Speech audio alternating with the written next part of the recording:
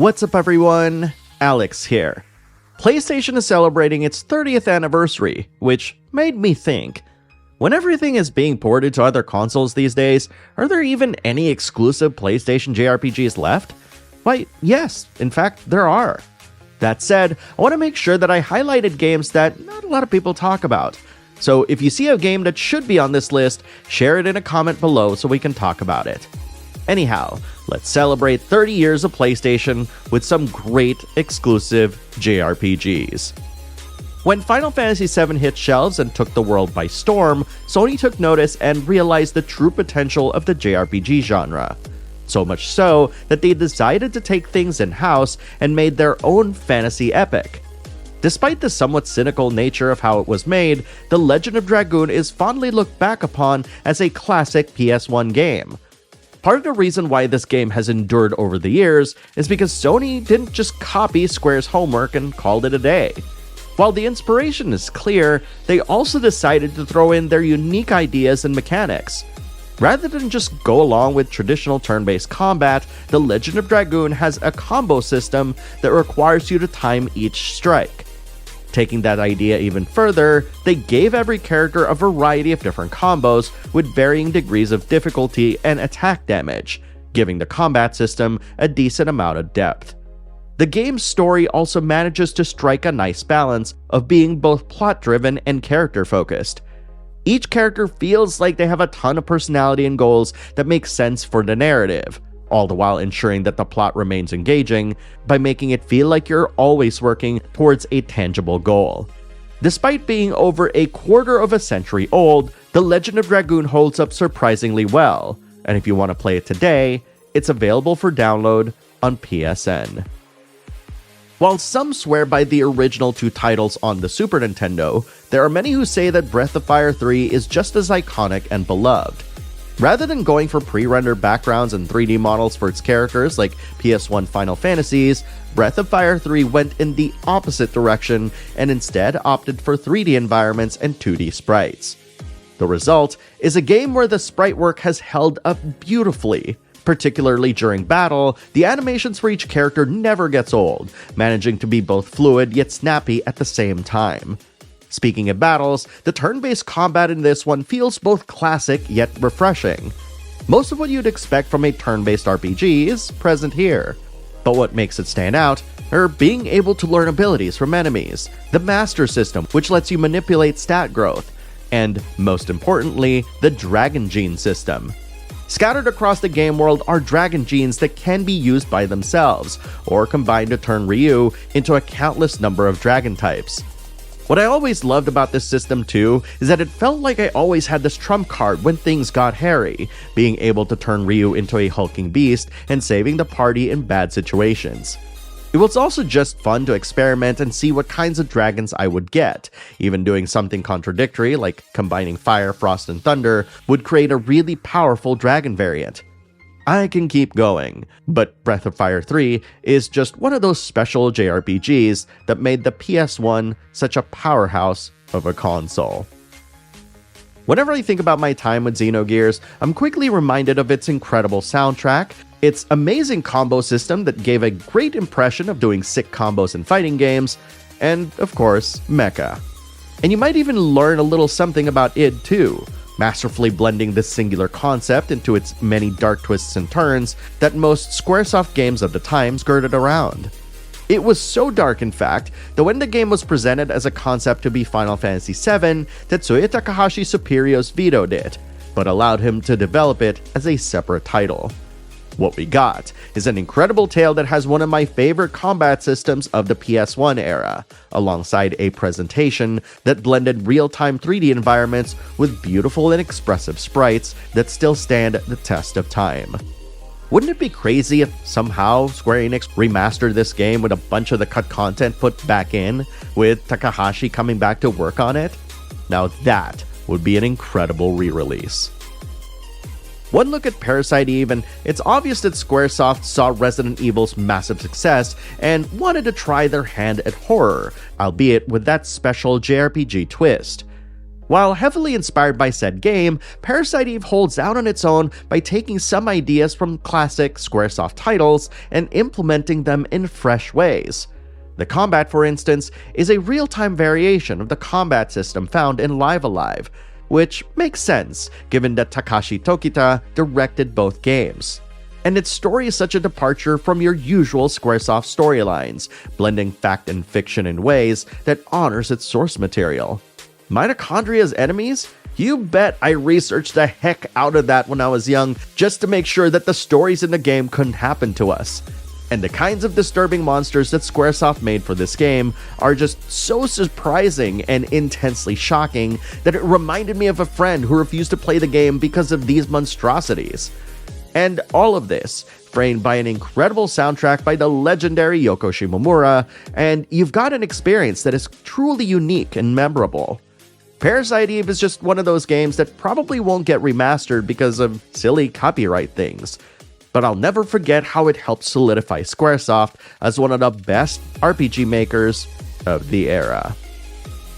I remember falling in love with Rogue Galaxy when it was first announced for the PS2, as this spacefaring adventure was one of the few that jettisoned both modern and medieval fantasy settings in favor of a science fiction theme that, quite frankly, should be explored a lot more in JRPGs. This action JRPG also pioneered party banter that occurred during exploration, and transitioning into combat was practically seamless as battles happened right on the field. It's even got a robust crafting system that has you farming ingredients so that you can upgrade and make powerful weapons. And while space pirates seem to be played out a bit these days, Rogue Galaxy made space pirating fun in a game setting, with an art style that still holds up to this very day. And being that it's developed by Level 5 and published by Sony, it joins the Legend of Dragoon as one of the company's best JRPGs.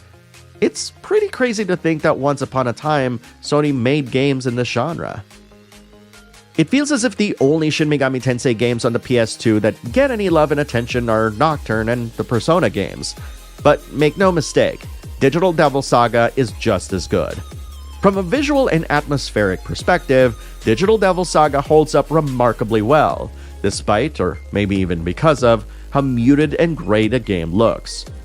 Believe it or not, its muted tones actually help the colors pop out so much more, and the ever-present melancholic tone being punctuated by the constant rain gives the game a unique sense of somberness that I've yet to see replicated. If you're a fan of Nocturne especially, you should feel right at home with Digital Devil Saga, as it feels like it was built off the same engine and thus has similar gameplay, albeit with some tweaks. Rather than demon fusion and persuasion, you get party members that all gain new abilities via a skill tree. This gives the game a slightly more traditional RPG vibe than Nocturne, given that your party isn't just a bunch of disposable demons that you swap in and out, but rather a crew of distinct individuals. Part of what makes the cast interesting is how they all start off as emotionless, but due to story reasons, begin to act more like humans with defined personalities. Seeing their growth on top of figuring out just what the heck is going on with the story keeps the narrative consistently engaging. Despite arguably being one of the more accessible games that Atlus has ever made, Digital Devil Saga feels almost forgotten about, which is a shame because it's really truly a great title, and one of the best JRPGs on the PS2. While you can't really go wrong with any of the Shadow Hearts games, the first one always stuck out to me. More than most PS2 JRPGs, it felt like it was right in that transition point between the PS1 and PS2, giving it a unique look and feel. It looks just advanced enough to clearly not be a PS1 title anymore, but just rough enough that you'd be forgiven for thinking that it was. Something else that made this game feel unique was the dark atmosphere and strange setting for the genre. Rather than being a typical fantasy game set in a magical land, Shadow Hearts is instead a globe-trotting journey that takes place in the early 1900s. You even meet historical figures like the English philosopher Roger Bacon, which is absolutely wild. Similar to the aforementioned The Legend of Dragoon, this game is not only turn-based, but every attack requires good timing for a full combo. However, rather than every character having multiple different combos, Shadow Hearts only has a 3-hit combo for every character. But if your timing is really good, you can pull off critical hits for even bigger damage. In fact, considering this game also has demon transformations, which are somewhat similar in The Legend of Dragoon as well, would it be crazy to say that it's a bit of a spiritual successor to that game? Silly musing aside, Shadow Hearts is a great game and remains one of the best JRPGs you can get on the PS2.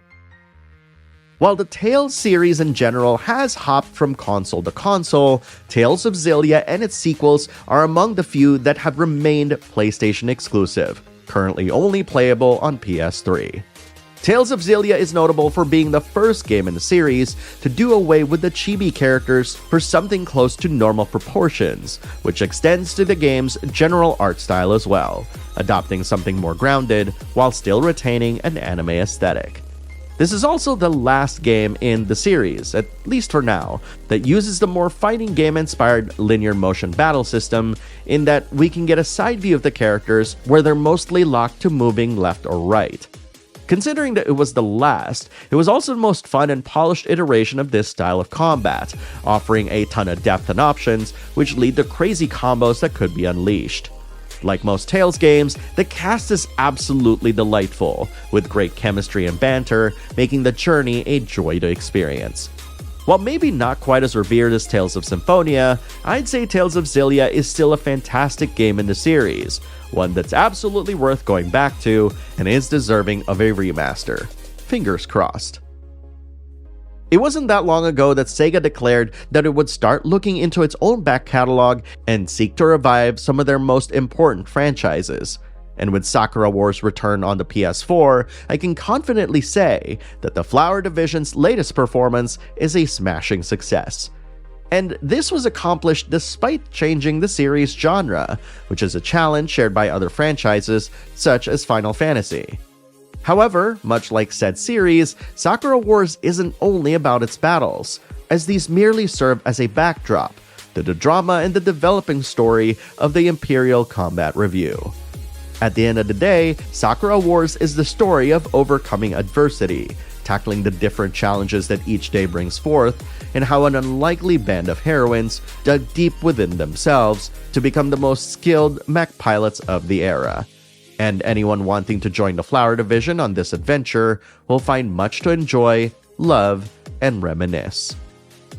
Odin Sphere and Leifthrasir After It is an impressive action JRPG that's managed to stay a PlayStation exclusive since its original PS2 release. But Vanillaware knew that this PS2 release could have been a ton better, prompting them to create the incredible Odin Sphere Leifthrasir remake, which not only contains the original game, but also designed a brand new combat system influenced by all the incredible games that they've made over the years. This allows for video game history buffs like myself the opportunity to check out its original release and completely see the game in a wholly different light thanks to its massive gameplay improvements. Leifthrasir also shows a love and admiration to a game that propelled Vanillaware's popularity skyward, serving as a fitting introduction to anyone unfamiliar with their games. Not often can I say that a game can be one of the best games for 3 entire console generations, but that's what Odin Sphere feels to me, whether you play it on the PS2, PS3, Vita, or PS4. And that, my friends, are just 10 of the many great exclusive PlayStation JRPGs out there. Like I said before, I wanted to make some room for games that don't get featured a lot. But it's your turn now. Share your favorite exclusive PlayStation JRPGs in the comments below, and let's talk about it. Thank you very much for watching, everyone, and I'll see you in the next video.